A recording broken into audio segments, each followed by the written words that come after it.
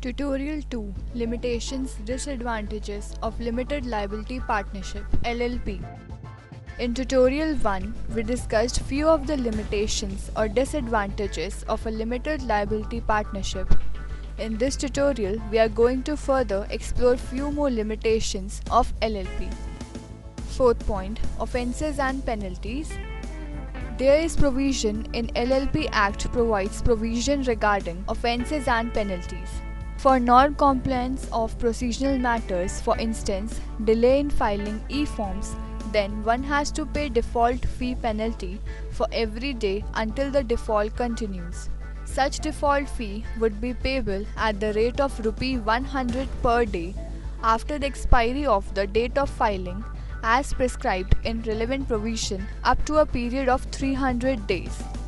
The offence can result in either through payment of fine or through payment of fine as well as imprisonment of the offender.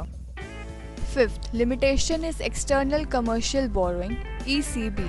LLP are not allowed to raise money through external commercial borrowing (ECB), thus restricting a LLP to take loans from its foreign partners, foreign investors, foreign banks, from any financial institutions outside India or any entity outside India.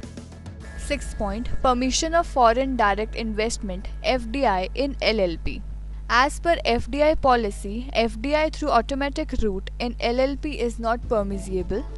Thus, FDI in LLP is allowed only through government route or approval route. In case you don't know about these routes, then in approval route, the government agencies regulate and scrutinizes foreign investment while proving it. While in other hand, automatic route, the foreign investor or the Indian company does not require any approval from the Reserve Bank or Government of India for the investment. Foreign company or individual can invest in LLP in India, but it requires prior government approval.